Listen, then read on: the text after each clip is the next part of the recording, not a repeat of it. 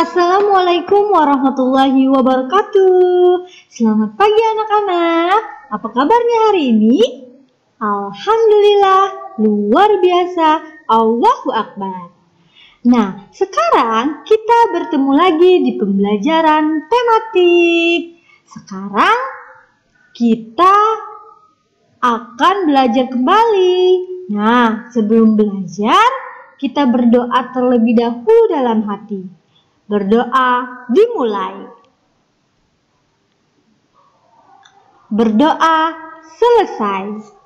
Hari ini di pembelajaran tema kita akan belajar tema 2B bermain di lingkunganku, subtema 4 bermain di tempat wisata, pembelajaran 1 dan 2. Sebelumnya kalian harus siapkan dulu buku tema dan alat tulisnya ya. Konsentrasi, oke?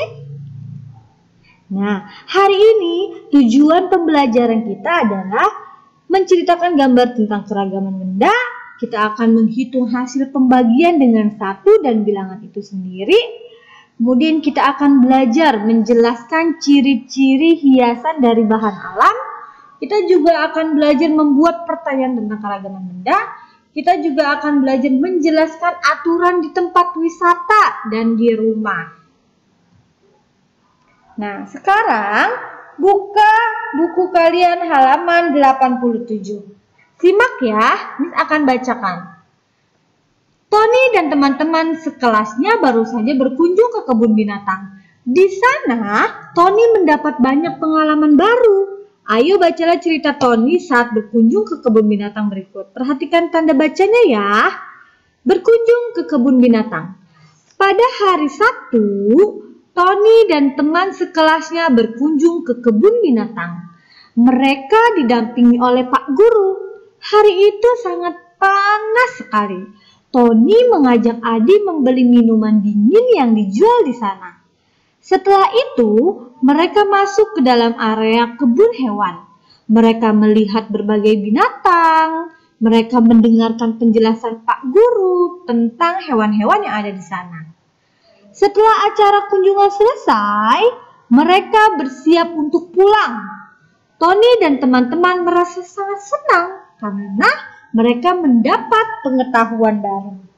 Nah, kira-kira dari bacaan ini ada tanda bacanya tidak yang kalian lihat? Ya, ada tanda baca apa saja? Ada tanda baca titik, ada tanda baca apa lagi? Koma, ada juga tanda baca huruf kapital ya? Ya, huruf kapital itu adalah huruf besar. Apa sih itu artinya? Tanda titik itu untuk apa? Koma untuk apa? Huruf kapital itu berada di mana? Kita akan lanjut belajar. Nah, ada tanda baca koma, tanda titik, dan huruf kapital. Sekarang Miss akan jelaskan cara penggunaan tanda baca tersebut. Tanda baca koma itu digunakan untuk merinci. Contohnya, ibu membeli mangga, koma, jeruk, dan alpukat di pasar. Ini untuk merinci. Misalnya, Tony membeli mainan, mobil-mobilan, koma, motor-motoran, koma, sepeda-sepedahan, koma, dan boneka.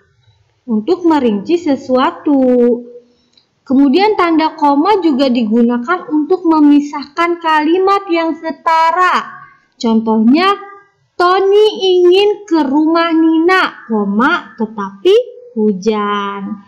Ini adalah kalimat yang setara dan harus diberi penggalan koma. Tony ingin ke rumah Nina, tetapi hujan. Gitu. Selanjutnya ada tanda baca titik. Digunakan untuk mengakhiri kalimat. Tanda baca titik itu digunakan untuk mengakhiri kalimat.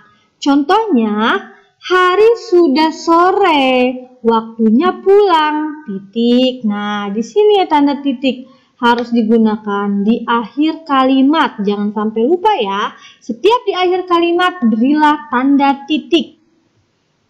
Ternyata tanda titik juga digunakan untuk menuliskan nilai uang. Contohnya Rp 2.500,00. Nah, Rp ini dibaca rupiah.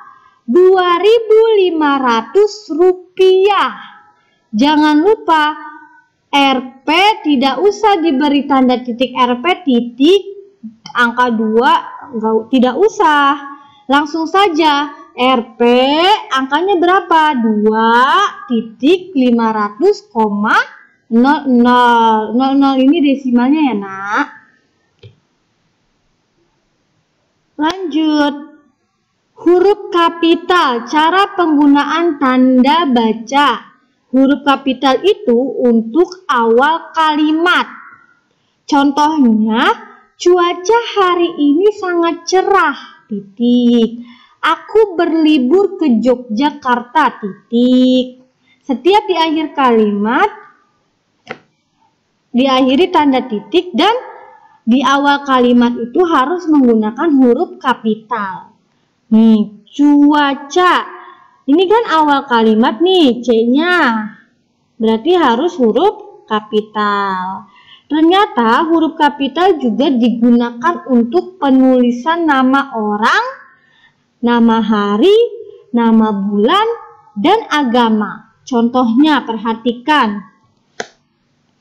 Bulan Maret lalu, Dimas dan Nina membeli buku. Nah, Maret itu nama bulan. Maka dari itu kita pakai huruf kapital di awalnya. Nah, Dimas ini adalah nama orang. Setiap nama orang harus menggunakan huruf kapital di awalnya.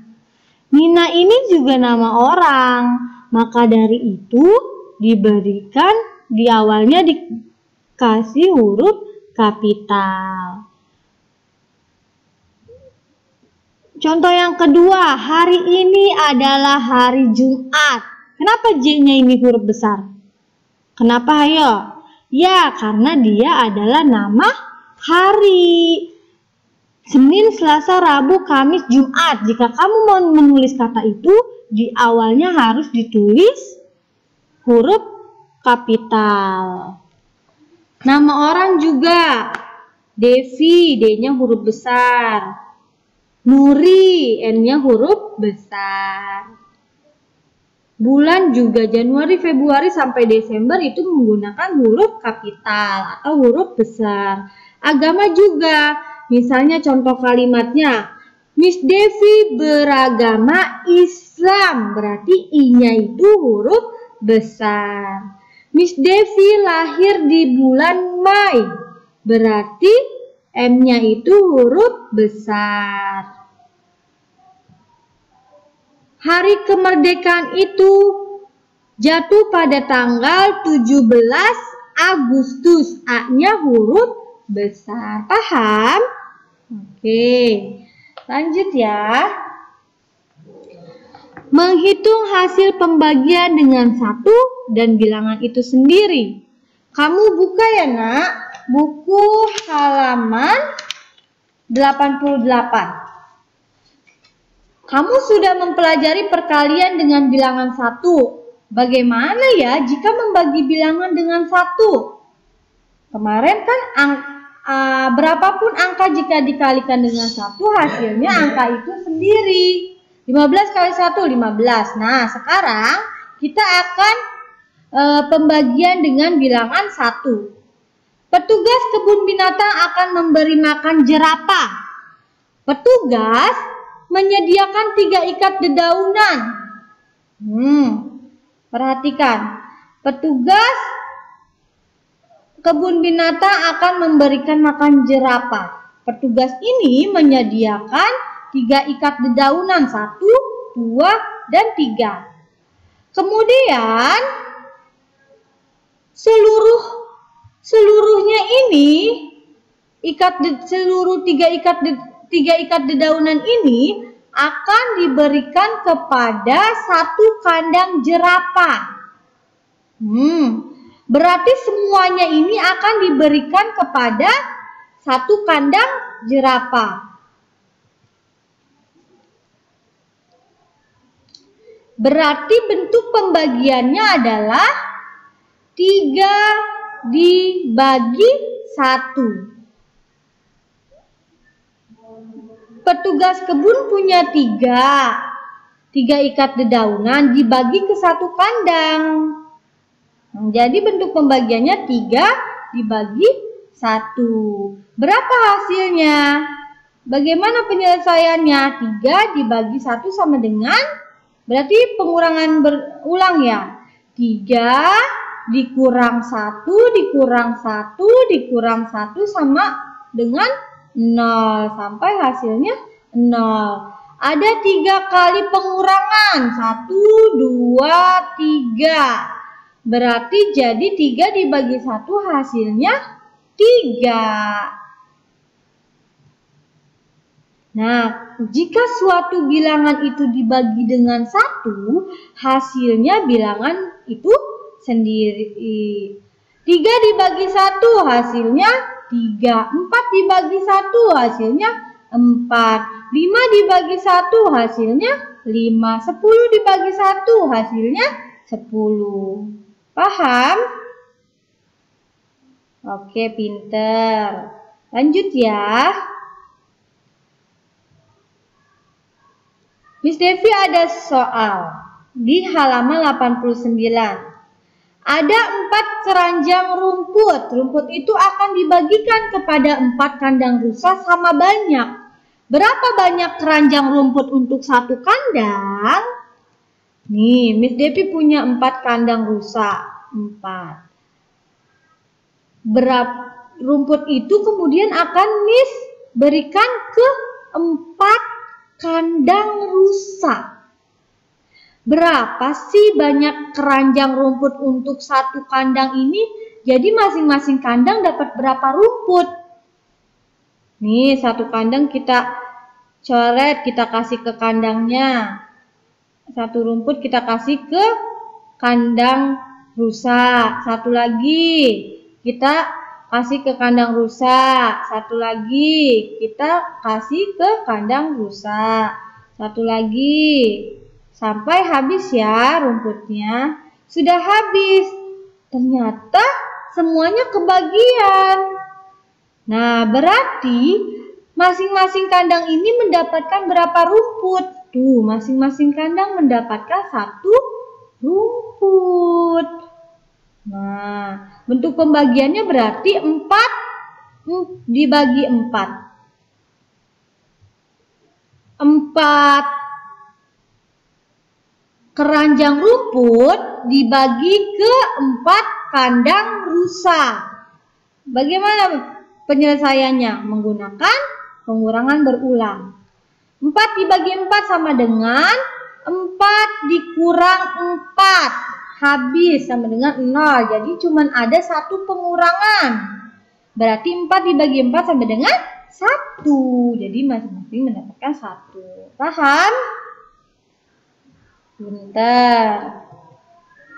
Jadi hasil pembagian suatu bilangan dengan bilangan yang sama adalah 1. 5 dibagi 5, 1. 6 dibagi 6, 1. 7 dibagi 7, 1. 100 dibagi 100, 1. Paham? Oke, good. Lagi, Miss ada soal, perhatikan dengan seksama. Pada berwisata ke kebun binatang. Pada saat berwisata ke kebun binatang, jumlah siswa dan guru ada 40 orang. Mereka akan dibagi ke dalam 5 mobil sama banyak. Berapa banyak penumpang di setiap mobil? Nah, penyelesaiannya adalah tadi banyaknya penumpang berapa di soal? Banyaknya penumpang, penumpangnya siswa dan guru, ada berapa? 40 orang. Mereka akan dibagi ke dalam 5 mobil, mobilnya berarti ada berapa banyak? Ada 5. Berapa banyak penumpang di setiap mobil?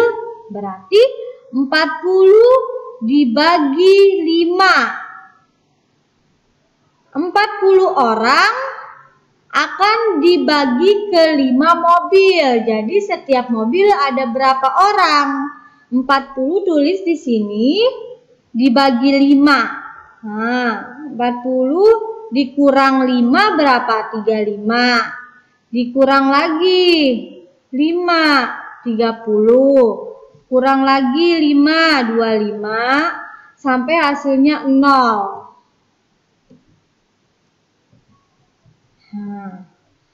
Sampai hasilnya 0. Jadi ada berapa pengurangannya? Ada 1, 2, 3, 4, 5, 6, 7, 8. Jadi banyaknya penumpang di setiap mobil ada 8 orang. Mobil pertama ada 8 orang, sampai mobil kelima ada 8 orang. Setiap mobil jumlah orangnya sama yang ada di dalamnya, yaitu 8 orang. Paham? Nah, pinter. Lanjut ya. Kita akan belajar ciri-ciri hiasan dari bahan alam. Nih, bahan alam itu dapat dimanfaatkan menjadi sebuah hiasan. Misalnya, dengan cara melipat, bisa digunting, bisa juga kita tempel. Bisa juga digabungkan semuanya cara itu. Nah, bahan alam apa saja sih yang bisa digunakan oleh kita untuk membuat kerajinan? Tentunya kalian sudah pernah tahu dan kalian pasti tahu. Nah, ini punya daun bisa loh. Kita pernah praktek ya? Di kelas 1, kalian pernah praktek menggunakan kerajinan daun di rumah atau di sekolah? Nah, terus juga pasir. Ini kan bahan alam. Bisa juga digunakan kerajinan. Terus juga kulit telur. Terus juga kulit kerang, biji-bijian, bisa biji kacang hijau, bisa menggunakan kacang tanah, kacang kedelai, dan kacang-kacang lainnya. Jagung, bisa kalian gunakan dijadikan hiasan. Ranting pohon juga bisa ternyata digunakan sebagai hiasan, sebagai kerajinan. Lanjut ya nak, kita masuk pada pembelajaran 2. Kalian buka buku halaman 92. Ayo membaca.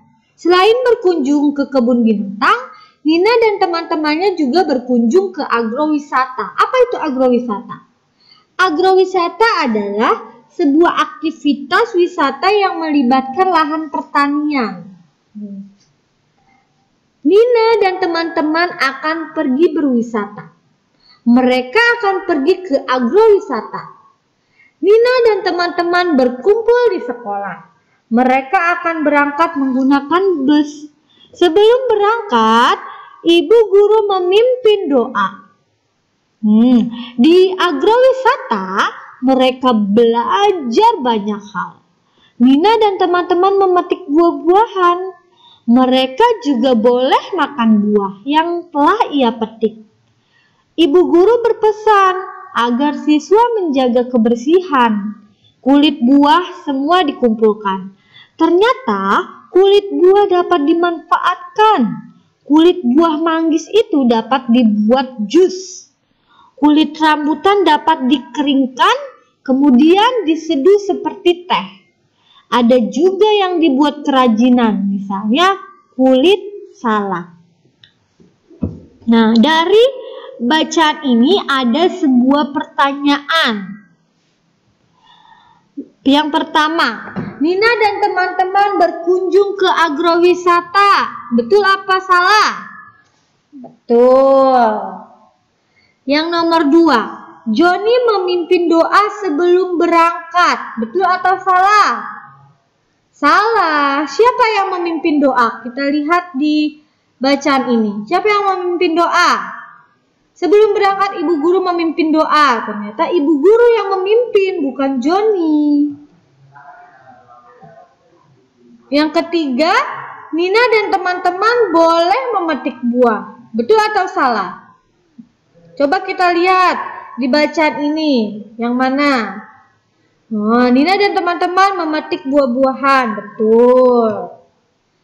Nomor 4, buah di sana tidak boleh dimakan. Boleh dimakan atau tidak di tempat agrowisata? Boleh nih kalimatnya. Mereka juga boleh makan buah yang telah dipetik. Berarti salah. Harusnya boleh dimakan. Nomor 5, Made bertugas mengumpulkan kulit buah. Betul atau salah? Yang bertugas mengumpulkan kulit buah siapa? Yang ada di bacaan ini. Coba cari.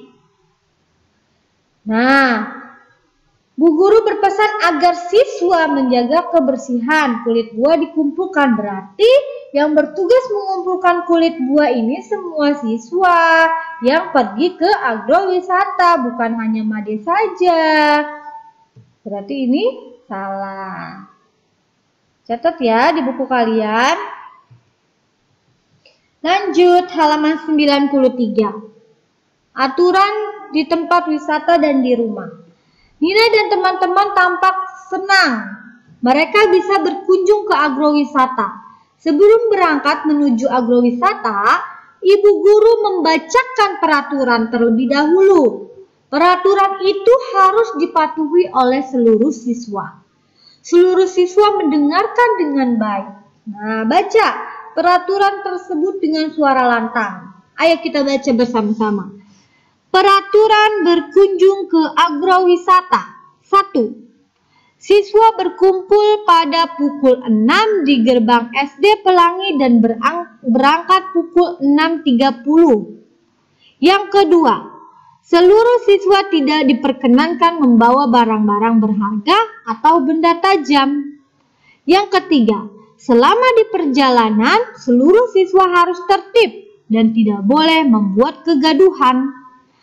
Seluruh siswa wajib mengikuti seluruh rangkaian acara dengan tertib. Yang kelima, seluruh siswa tidak boleh membuang sampah sembarangan. Nih, ini adalah aturan di rumah maupun di tempat wisata dan di mana saja. Tidak boleh membuang sampah sembarangan. Karena ada tempat sampah yang telah disediakan. Buanglah sampah pada tempatnya. Jadi ketika dibuatkan peraturan itu, kamu harus mematuhinya. Jika tidak mematuhinya, maka kamu akan mendapatkan sanksi. Sanksi itu bisa berupa teguran atau yang lainnya. Nah, di sini ada di tempat umum terdapat sebuah aturan. Kita harus mentaati peraturan yang berlaku. Contohnya aturan di tempat umum. Tempat umum yang pertama itu selalu kita menjaga kebersihan. Misalnya kalian jalan-jalan ke mall. Mall itu kan tempat umum kan? Nah, kamu harus menjaga kebersihan di mall. Di kebun binatang itu tempat umum. Tempat wisata itu tempat umum. Kalian harus menjaga kebersihan. Terus yang kedua yaitu mengantri saat membeli karcis. Nah, ini namanya juga aturan, tidak boleh nyelak-nyelak, harus antri. Terus juga ada aturan di rumah. Yang pertama itu membuang sampah pada tempatnya, yang tadi ini sudah jelaskan. Yang kedua itu menjaga barang-barang agar tidak rusak. Nah, jadi pasti di rumah kalian masing-masing memiliki aturan ya. Biasanya aturan di rumah itu dibuat oleh orang tua kalian. Nah, kira-kira apa saja sih aturan yang ada di rumah kalian? Oke, sekarang setelah kalian menonton, kalian harus mengerjakan tugas ya. Ada tugas 1, 2, 3 kalian kerjakan. Jangan lupa ya. Terima kasih sudah menonton pembelajaran hari ini. Semoga ilmunya dapat bermanfaat buat kalian semua. Wassalamualaikum warahmatullahi wabarakatuh.